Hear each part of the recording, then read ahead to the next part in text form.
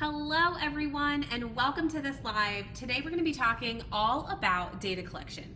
Now whether you are here with me live or you watching the replay, you're going to find a lot of links to things that you're going to see, things that I'm going to talk about, whether that be a free resource, a paid resource, a blog post, another video that you can watch. You're going to find all of those links in the product description, the video description, no matter where you're watching. So it might be above or below depending upon where you're watching. But I have a lot of things to share with you about data collection today. And so I'm going to share with you a bunch of different methods and different ways that you could collect data in your classroom. What I want to say is this: how you collect your data is not so important as if, let me rephrase this because I'm going to mess it up. Collecting data is more important than how you collect the data. So making sure that you're collecting that data is so much more important than the how of how you're getting that data. Yes, we want the how to be in a very specific manner so that it is accurate data, right? And it's not skewed data or anything like that, but we just want to make sure that we're collecting data. And what might work for one student with data collection or progress monitoring might be very different for another student, or what works for one IEP goal might look very different for another IEP goal. Or what works one semester or one school year might not work for you the next semester or school year.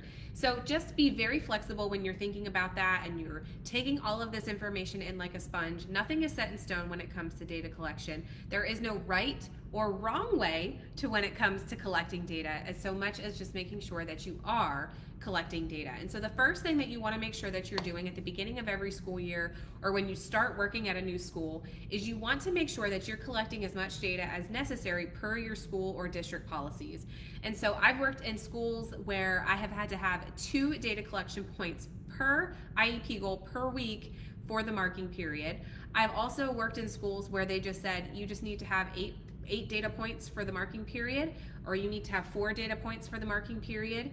It just really depends on the school. So you want to reach out to either admin, a mentor that you have, somebody at the special education department head, somebody, and ask them how many data points are required of me per student per IEP goal for each marking period or each semester. What are you looking for in terms of that? Because you want to make sure that you, as the caseload manager, as the special education teacher, are staying in compliance with all of that data collection. So that is my first tip for you today when it comes to data collection, is just making sure that per your district's policies, you're taking enough data to meet their requirements, okay? Now, when it comes to data collection, there's no set number of data points that you need that will be better than another set of numbers. So it really just depends on the skill, depends on the student, depends on their baseline data, and depends on what the data is what you want the data to say to you, what you want the data to show to you. And so you have to make sure that you're also collecting data and analyzing the data, and that you have enough data to analyze. If you are mapping the data out on a graph, if you only have 3 data points, having 8 data points is going to show you much more information than if you only have 3. More data is not always better, right? We want quality data points. But just keep that in mind, that if you're taking data, you want to make sure that you're analyzing it as well. We're not going to go over analyzing data today. We do have trainings on that inside of the Intentional IEP. I have linked membership here. You can get your first month at 25% off, which gives you access to all of our screeners, all of our trainings, everything inside of membership, including our whole pillar on data collection. We have a course, all of the good stuff. But that's not why we're here today, but I did want to mention that. If you want to talk about analyzing data, we've got that covered there for you. So let's talk about different ways to collect data. Now, the very first 2 ways you're either going to think of are paper pencil or digital data, or the hybrid method, right? So there's 3. So the first way, and this is my tried and true, I am very much a paper pencil person. There's multiple ways that you can do paper pencil data. And so that might look like, my favorite way is using sticky notes. And so you can use any shape, any size, any color, any brand. Doesn't matter. I've used ones that look like speech bubbles. I've used ones that look like apples. These were on clearance after school one year, actually in 2021. So I will stock up when they're on a really good deal, and I clearly still have a bunch, so I haven't bought any in a while. But I will keep a mass stock of data sheets because that is what I use to collect my data. I'm not going to go over the how today, but you can definitely use, I'm going to show you 2 of these data sheets just to show you kind of how I lay this out. I'm going to walk around the table real quick. So let me make sure that I'm showing you. So this is one data sheet or data sticky note, and at the top I'll put the title of whatever we're working on. I put the date in a box here so that I don't mix that up with the other percentages here. I put student initials, and then you can either do a plus minus or you can do a tally system. It's really up to you, and you can track data with multiple students on one sticky note at the same time as well. And so I like to just write the lines on here on the sticky notes. You can print on sticky notes, which I will come back and link that blog post for you. I have a free sticky note template that you can print on sticky notes. They'll look like this, or however you want to make them look. You can edit all of the sticky notes and then print them out, and the blog post will actually walk you through how to do this. I find it easiest to just draw my own lines like you saw here, but then I take all of my data and we're gonna go over this progress data ring, which is free. Didn't link it, I will come back and link it. So if you're watching the replay, you're gonna have the link below this video, as well as the sticky note template for you. But we're gonna talk about this as well. So typically what I do when I have sticky notes, whether I'm working whole group, small group, one student, multiple students, I am at a table, or I am in the hallway, or I am just taking notes. And so either throughout the day or throughout the week, I'm going to just make a pile like this of sticky notes. They're all going to be in one place. So I have a centralized place for me where all of the sticky notes are going to go. And so I can do this because I have the date on there and I have the title of the activity. And so those titles of the activities are going to align with the lesson plans that I'm doing with my students. And so that's how I know what we're doing, who did what.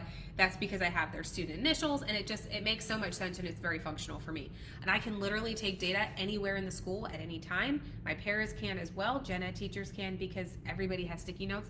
Everybody has a pen or pencil or a marker or whatever it may be. And so that's just really easy and functional for me, and that is how I prefer to take data. The other way you can take data is with data sheets. And so I grabbed, because I keep all of my original data sheets inside of my IEP caseload binder, which I've linked the 3 IEP binder systems that you need as a special education teacher. This is one of them. That video is linked below here. We did that training a couple of weeks ago, so that training is here free for you to watch. I'm gonna pull up just a general story sequencing. Okay, so let's say this is just another way to take paper pencil data, is just with data sheets. Your data sheets can look any way. You can purchase data sheets, you can make your own data sheets. I'll come back and link our data sheets. We have digital data sheets and these printable data sheets. You can as easily use these as you can sticky notes. You just have to make sure you have copies of these and that they're always ready to go. What I like to do is I have, again, three binder system. This is a free idea that takes, you need to buy absolutely nothing. This is where I keep all my original copies. So data sheets that I'm going to be using a lot are daily behavior tracker, our inclusion service times. If we have charts for months, different toileting data, weekly progress monitoring, following prompts, daily prompt tallies, word progress. So all of the data sheets that I'm going to use all of the time, that I'm going to need either every week, every month, whatever it may be, I have all of those data sheets in here. So I actually do both sticky notes and this data sheet. The sticky notes work more for when we're doing lessons and I'm working on IEP goals while I'm teaching lessons. Data sheets that I keep are usually more for things like, what are we doing in inclusion? Let's keep track of students' bathroom. When are they using the bathroom? How frequently? When are they going?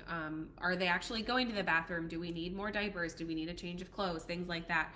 And so I'm tracking a bunch of different things with different methods so that you have to do what works best for you. From there, once I have that data, I'm going to get to digital data here in a minute. Once I have that data, I'm throwing that into one of my binder rings, and I'll come back and link these. These are free on TPT and the Mrs. D's Corner shop.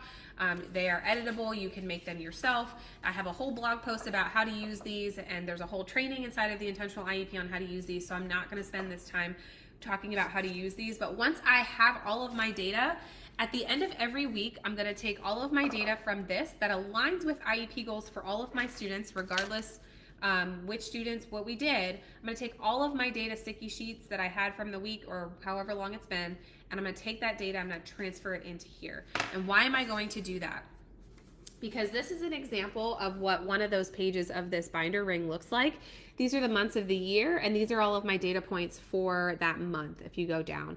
And so you can see I'm keeping data and I'm making sure that I have enough data for my students. So I have 4 data points per month, and you can edit this if you need more data points than that per month. I've also put multiple data points inside one box at a time, so you can also just do that. But I'm keeping the data here. This makes it easy because when you go to do progress notes, I don't need all of the data sheets. I don't need my lesson plans. I don't need binders. I don't need anything. I just need this. And this is what I use to write progress notes. And so it just makes it really, really easy. Now, let's talk about digital data collection, and I'm going to show you some other things and some other ways that you can do data collection that doesn't necessarily look like the traditional digital data, printable data, just different ways that you can collect data that's not so much an actual lesson that you're planning. It could be more of like an IEP bin. And then also some other resources that we have here at Mrs. D's Corner to help you with data collection. And so let's talk about digital data. So this is an old iPad. It doesn't even work, but I grabbed it just to have it as a prop here. And so digital data collection, you're going to use it on a phone, on a tablet, on a computer, whatever that may be. A lot of people use Google Forms. There are some apps that I've heard of, none that people extremely love, none that I would recommend that are free, but you are welcome to use any digital data collection method that you would like. But again, Google is free. You just want to make sure that you're keeping confidentiality with your students. And so what you will do with this is you will set up a Google Drive for your classroom. You will set up a Google folder for your data collection, and then inside of that, each student on your caseload is going to have their own folder, and then inside of that folder is going to be a Google form for each of their IEP goals, or however you want to set that up. And so this is a lot of front loading at the beginning, similar to prepping all of your master copies of your data sheets at the beginning of the year. This is going in and making all of your data forms or copying all of your data forms if you purchase them. Again, we have data forms that are digital that you can purchase at Mrs. D's Corner. But you're making sure that you have a data form for each IEP goal that a student has.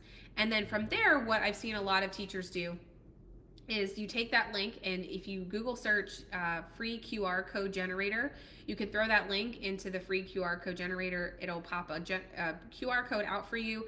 And then on a clipboard, I have an example of one, I should have pulled it out. On the clipboard, you're gonna print out a page that has, all of the different QR codes on it, and it's just going to say English Language Arts, and you're going to scan that with your tablet or with your phone, and then you're going to input the data as you're watching the student or doing a lesson with the student, hit submit.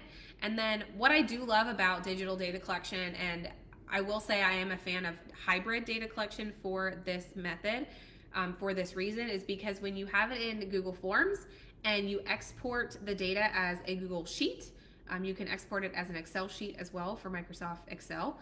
You can then generate graphs from there. And graphs are so much easier to read and explain and analyze than numbers are, or explained, especially to IEP team members. And so that's going to help you with the analyzing. It's going to help you make better decisions and more accurate decisions, or more appropriate decisions at your IEP meeting. So digital data is also one of the methods that you can use. And again, you can do the hybrid method. For example, you can do your data sticky sheets, you can do your data sheets as well, and still have Google Forms set up. So at the end of the day, you could have a parent input all of the data. At the end of the week, you could go and input all of the data.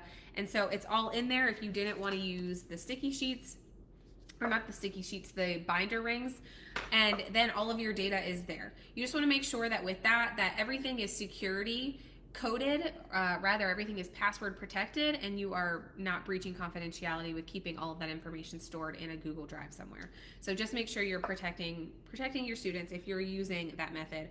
Also, same thing goes for any data collection or data sheets. If you're using clipboards, make sure it has a cover sheet that says confidential, that you don't have maybe student names on it or anything. You know who different data sheets are for. You can color code them as well. I love color coding. So you have lots of different options. Just make sure that you're protecting your students. And so now I want to show you some different ways that you can collect data that's maybe not the traditional paper pencil or the digital or a hybrid method. And so these are just different ways to kind of make your life easier when it comes to data collection, but also maybe the first way I'm going to show you is a really good way to help bridge that communication gap. And so what this started with was when I taught in a self-contained classroom, I had a lot of parents, and not to their own fault, it was, we were I don't want to say we were miscommunicating, but we weren't on the same page, because I was sending home their work samples from their students, and to the parent, you know, they spelled Monday correctly. This is a free resource on Mrs. D's Corner TPT anyway, if you want to grab it for all the days of the week. But I would send this home and they'd be like, oh, Stephanie did it perfectly. Like, she cut it out perfect and everything was good to go. She put everything in the right order. Well, they didn't know that I had given Stephanie extended time on this activity, or that we cut it out for her because XYZ, maybe the bus came in late and we just wanted to get it done quick. So they didn't know those little pieces of information. And so that's where I developed the communication stickers. These are in the TPT shop as well. I'll come back and link them for you. There's over 70 different things, but we also turn them into stamps, because I was listening to y'all and you were like, I don't want to print on the stickers. They're great. I love the stickers. Don't get me wrong.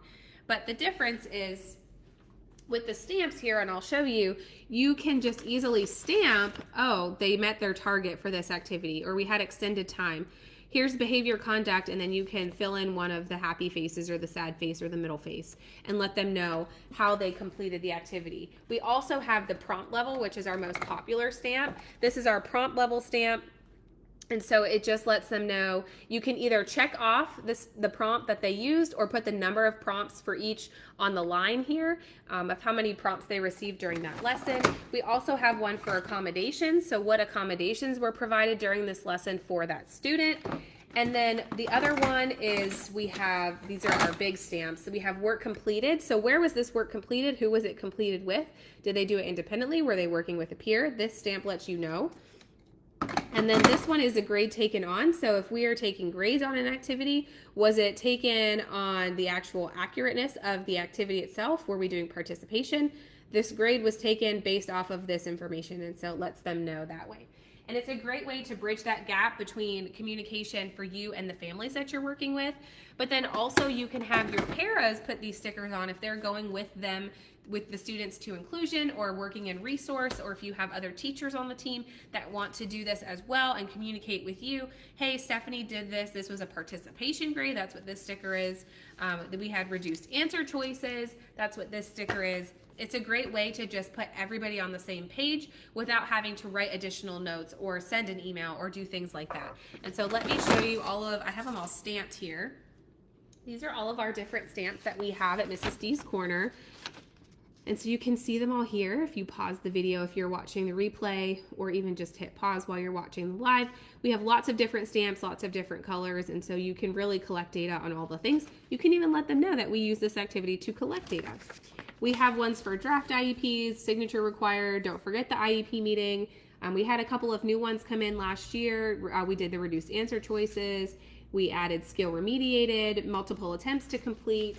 And so these are just a really great way and a really easy way to quickly just go click.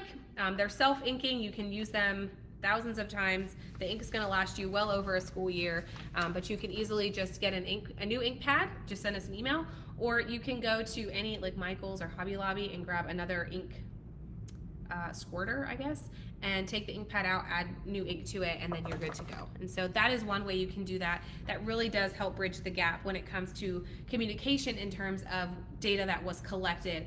And so when you come to the IEP meeting, everyone's on the same page, and you're not talking about, well, Stephanie still needs to work on the days of the week, and the parents are like, well, she's been spelling it correctly all year. You sent all of her work home. And so this has really helped, and this is, again, something I developed when I was in the self-contained classroom. So you have those. Something that I also listened to you all that here at Mrs. D's Corner with the sticky notes, the sticky pads. Printing on the sticky notes isn't always the easiest thing, and so you can see that you can only print 6 at a time, and sometimes the sticky notes get stuck in the printer, and it's just kind of a pain in the butt. And so this past school year, we released our sticky notes here at Mrs. D's Corner. And so you have one for to do, you have one for a graph for data, so you can graph different points on here or put your data points on this. Here is one for collecting data on IEP goals. We have an IEP meeting checklist. There is a ABC data form on the sticky note itself. And then here's just an IEP meeting reminder sticky note as well. These are all linked below this training. And then we also went ahead and made tablets out of some of our most popular data sheets, so you don't have to keep making copies. And so this is IEP goal progress. We have our IEP goal monitoring. We have frequency behavior data, IEP goals at a glance, classroom observation, and then the IEP scheduling log. So you have all of these as well that are in the shot too. I see some questions popping up. I'm gonna answer them at the end, just FYI, because I can't see them from here across the table, but I see the blob over there of gray color that there's a comment. So I promise I will get to them. The last thing that I want to show you before we answer questions here live, but also before we go, is I was talking about different ways to collect data aside from, you know, the sticky notes or the digital data or the hybrid method or having everything prepped or using the stickers, using the stamps. I love using IEP bins or work bins, whatever it may be. And so I kind of made some sample ones here just to kind of show you what that might look like. I have other trainings available for this on YouTube. There's other blog posts as well. And so I'll come back. I don't know if I forget if I link them, but I'll come back and link them here below this training so you have access to them if you're watching the replay. You'll find them below this training. But IEP bins essentially are a bin, and it doesn't have to be a plastic bin. You can use, it could be an envelope, it could be an old shoebox, it could just be in the student's desk, it could be a binder. It really depends on what you want that to look like, this amount of space that you have. It could be a folder. I've actually used folders before. When I taught resource, every student had a yellow folder, and that was their IEP folder. And so on Fridays, when we needed extra data, or that was just our day-to-day, we did that. And so you can do that. But I love IEP bins because I can have an IEP bin per student. They're usually color coded. I grabbed these clear containers at Target this year. It's 2024, so they have these clear containers. They're actually not clear, but these containers at Target this year. And you can, again, use any bin that you want. And so the premise behind IEP bins is you have activities in the bin for the student to practice the skills that their IEP goals, that they want them to master. And so this bin, I just pulled some stuff. This student is working on this put in task. And so maybe you have a sticky note in here already, and so everything's ready to go, and we're just working on put in, and maybe they're using a core board or an AAC device to tell you put in, take out, turn, like twist off, what color it is, they're counting, whatever it may be. Maybe you have some Theraputty. If you've never played with Theraputty, it is chef's kiss, the best thing ever. You can hide little beads in it and have students pull the beads out. It's a great fine motor activity. I learned this from an OT that I worked with previously. But that's a great activity to put in an IEP bin. It doesn't always have to be a paper pencil activity to get data on either. So I think that's important to remember. Task boxes, file folders, those are great to throw in IEP work bins. I like to prep things over summer and at the beginning of the school year that are evergreen. Evergreen means they are activities that I can use with multiple students throughout the entire school year. These are snowmen, so maybe this might not be evergreen. Depending upon where you live, it might be. But it's a counting activity from 0 to 10. And so maybe instead of printing a snowman one, maybe I'm gonna print out apples. And so we can count apples all year. Or maybe they're just those colored counter manipulative bears. And so maybe we're just counting those, right? So just making sure that you have activities to put in IEP work bins. This is also one of our IEP screeners that are in the Intentional IEP membership. Again, you have a link for 25% off your first month at the Intentional IEP. And then these are the IEP screeners that come with that. And so you have your activity instructions for the teacher. You have a data sheet that comes along with it. And then inside here as well, you have all the activity cards that you need. And so this makes it a really easy activity to, one, up front, it is a little prep time depending upon what your students' IEP goals are, what the skill is. But then I have these bags ready to go. Again, evergreen. They're evergreen. I can use them with multiple students. I can use them at any time of the year. I can throw them in an IEP work bin, and I know that this is going to practice that student's goal. And so all of our screeners that are academic from pre-K through grade 6, the academic, all of those IEP goals have screeners attached to them. And so any academic skill, you can use it any time of the year. There's 3 different levels, and so that is all provided to you on the instructions of how to use those. Here's another idea for an IEP work bin. Again, I just threw some random things in here based off of what maybe some of your IEP goals your students have. Your IEP bins, again, are going to be based on the goals that your students have in their IEPs. So I have a pop-it with just some letters. So maybe we're working on letter identification or letter sounds, or maybe we're spelling and we're just poking the letters as we're spelling. I also have task boxes. So this student's working on 2D shapes. But then it gets better because I have an IEP screener for partitioning shapes into 2. So maybe not only are we working on a prerequisite skill of identifying shapes, right? Maybe the goal is for the student to partition 2D shapes into equal parts. And so we're working on not only the prerequisite skill, but we're also working on the skill itself for the IEP goal. I also have in here, this is another screener just because I was pulling random things that I already had prepped because I didn't want to prep anything extra for this training because data really is different to every person. But this is just counting money. So how much change should you get back? So this student's going to be working on money. And then we have capitalizing names. So here's an ELA activity. And then we're also working on budgeting income and expenses. So this is a social studies. This is a math. This is math. This is ELA. So I have a whole bunch of different activities that the student can work on. The screeners have the data sheets in there, but if I wanted to do digital data, all I have to do is grab their clipboard, scan their QR code for whatever skill we're going to be working on, or if I'm doing sticky notes, all I have to do is grab the sticky note, take the data as we already have the activity.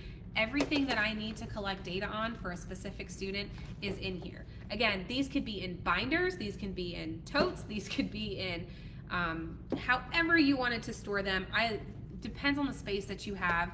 Again, I've done folders where each student had their own folder and their folders stored in their desk. And so I didn't have to store them. I didn't have the space to store bins or binders, so they kept just a yellow folder, like a 20-cent folder from back to school time, a yellow folder in their desks.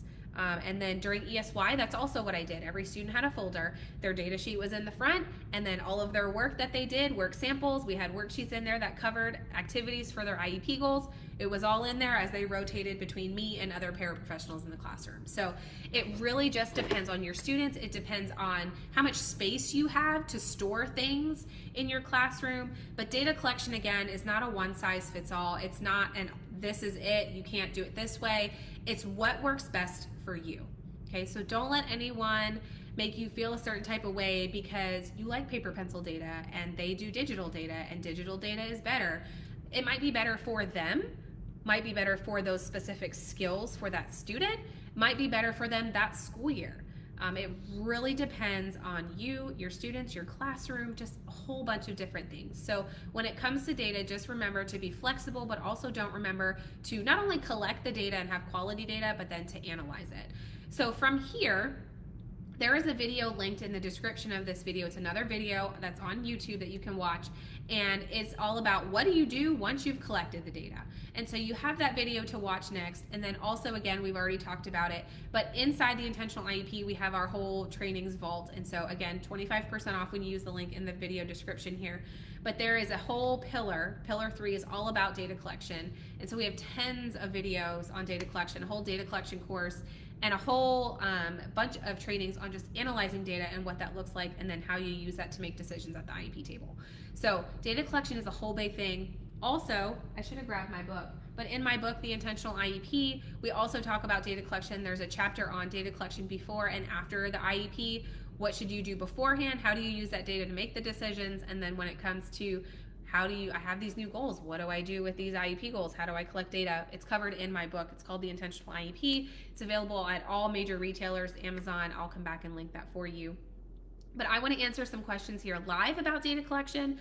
I see that I have 3 comments, so if you have any comments, if you are here watching live, please leave them. I would love to answer them live. If you are here watching a replay, I will come back periodically, and so please leave your questions, or you can always email me, stephanie@mrsdscorner.com or support@theintentionaliep.com. We will answer any questions that you have about data collection. I'm going to scoot around just so that I can see what we've got going on here. Let me see if I can move my table quick so that you actually see me and not just me talking while you're looking at something. So Alyssa said, communication stickers are a game changer in my classroom. They were for me too. It bridged that communication gap that I didn't mean to have. Because I've always tried to have a really good relationship with parents. We had our school home communication notebooks, and so I'm always letting them know how their students are doing. But I just found, that the first year that I taught self-contained, we'd come to the IEP meetings and they'd be like, but the work that you're sending home doesn't show me this, so can you explain this to me? And after a 4-hour IEP meeting with a parent, and we just kept going around and around because we just weren't on the same page, and it wasn't their fault. So that's when I created the stickers, and then that's where the stamps came out of the stickers to help y'all kind of do everything without having to print them all. So yes. Haley said, I need this all. Is there a big packet for all? Haley, what are you referring to? All of the notepads and the stamps and the sticker, not the sticker, we didn't talk about stickers today. The stamps, the notepads, the sticky notes, they're all in the shop. So you can purchase them all in the shop. They're all linked below. And then all of the screeners, they're all part of membership at the Intentional IEP. You can also purchase them in bundles on Teachers Pay Teachers. I just added them today, so they're there. Randy said, so are the work bins meant to be independent work, or are they meant to be done with a teacher or a para? That's up to you, Randy, and I know that's not the question. The answer you probably wanted to hear, you can do both. I've done it both ways. I have said, hey, Stephanie, go grab your IEP bin and bring it here, and then I will pull something out and I will be working with another student here, and then I'll have Stephanie working on, maybe I'm having her do this task box while she's sitting here independently next to me, and then I can check as she's doing it, right, while I'm working with these other students. It also might be something where I'm like, hey, Stephanie, go grab your IEP work bin, and then I'm pulling out we're going to work on letter sounds today. Let's do this together. And I'm doing this with her. So it really just depends. You can do it anyway. The point is with IEP work bins is that it is work that is directly related to the student's IEP goals. And so it doesn't, remember I was saying prerequisite skills, how we were talking about in this one, I have 2D shapes and we're matching 2D shapes, right? But the student's IEP goal is partitioning 2D shapes into equal parts. And so there's task cards here that go with that. Here's the instructions, here's the data sheets, here's the other activities, the differentiated activities. And so this is the student's IEP goal, okay?